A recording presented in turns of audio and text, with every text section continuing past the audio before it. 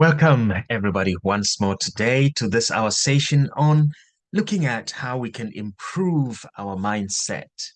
Today, we're going to go through transformed perspectives.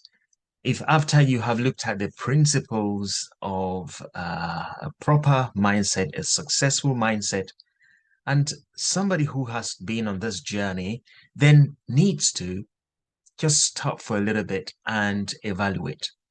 As we talked about setting goals, it's very important to set goals, work on those goals, pause for a moment, evaluate whether those goals are succeeding and whether you are actually achieving those goals, and then moving forward with either adjusting the goals or affirming them or bringing up more strategies on how to continue to keep what has worked well and improve what has not worked well.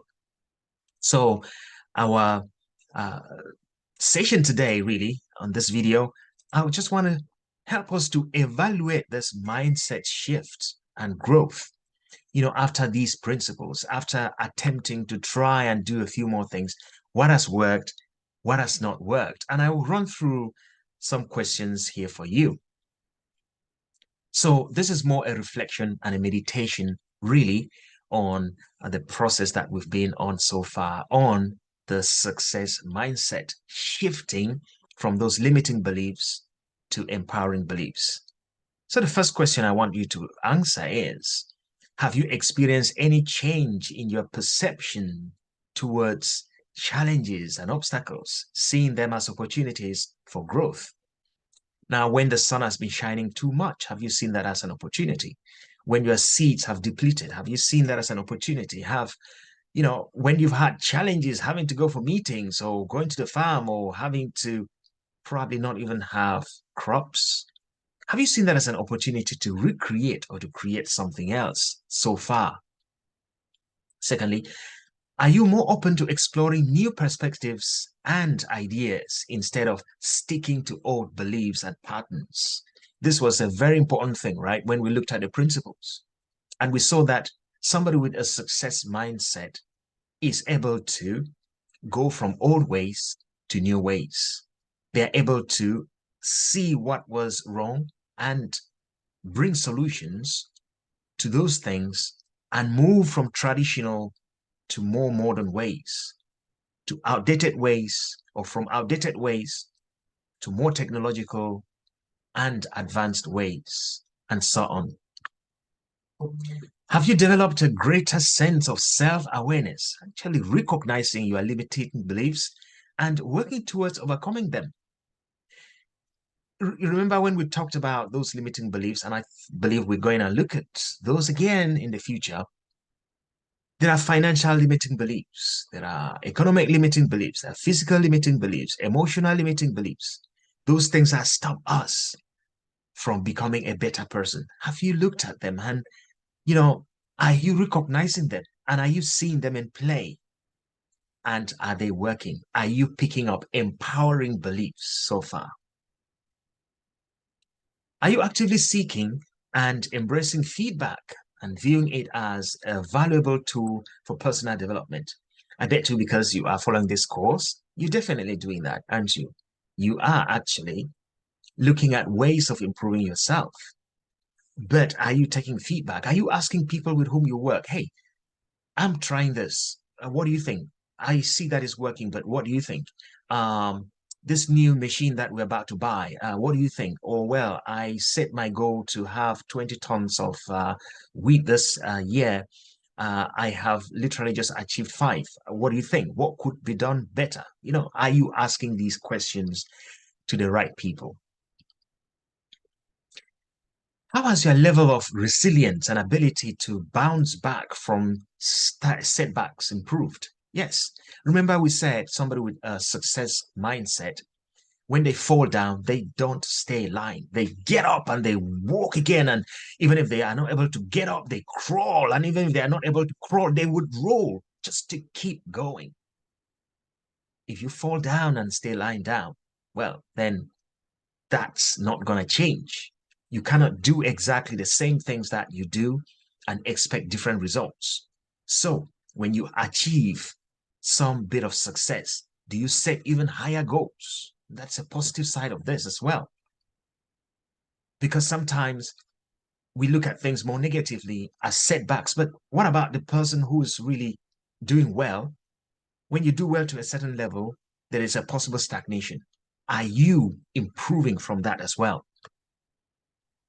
Have you surrounded yourself with people who have a positive mindset? This is so important. People willing to assist you to grow rather than shrink. I bet you family members or some family members, they will criticize what you're doing. Your friends, they will look at you and think, oh my goodness. You will say you're trying this new crop and they will think, well, I'll see you next year. You tell them that, you are going on this course and they think, what, you going to school again? And are you surrounding yourself with people with a positive mindset? Remember, you're told if you hang around the barber's shop for a long time, you will soon have a haircut. When you surround yourself with those positive-minded people, you will become a positive-minded person as well. When you hang around successful people, you will tend to succeed as well. Have you noticed a shift towards a more positive and optimistic mindset in your daily life and interactions? We can talk about this success mindset and the shift as if it were something out there. No, it's literally about how we live our daily lives. Are you setting goals? Are you getting up on time? Are you now being punctual? Are you attending meetings? Are you attending the training? Are you looking after your crops as if everything depended on you and as everything depended on God? Are you being open to change as if everything depended on that? Little changes. And we also told little drops of water make a mighty ocean. Are you consistently setting new goals for yourself and embracing a mindset of continuous improvement? Now, you got to have something written down every day and say, these are my old goals. I am achieving them. These are my new goals. And do this every day. Set little goals every day. Remember what we said? You set the mighty goal and you break it into months, break it into days, and break it into hours. And then every day, you know what you're supposed to do on that day and you tick them off. Now, after a while, maybe after a week or a month, you go through those goals and you see, here are my old goals. I'm achieving them. Here are my new goals. How has your ability to embrace and adapt to change evolved? I bet you sometimes it's very difficult to adapt to change, right? The human mind is designed that way. It's not you. It's not your problem. It's a human problem. But you are responsible for its change, its shift. So you got your old ways. You got new ways that you're acquiring right now. What are the actions that you are taking towards making those new ways stick?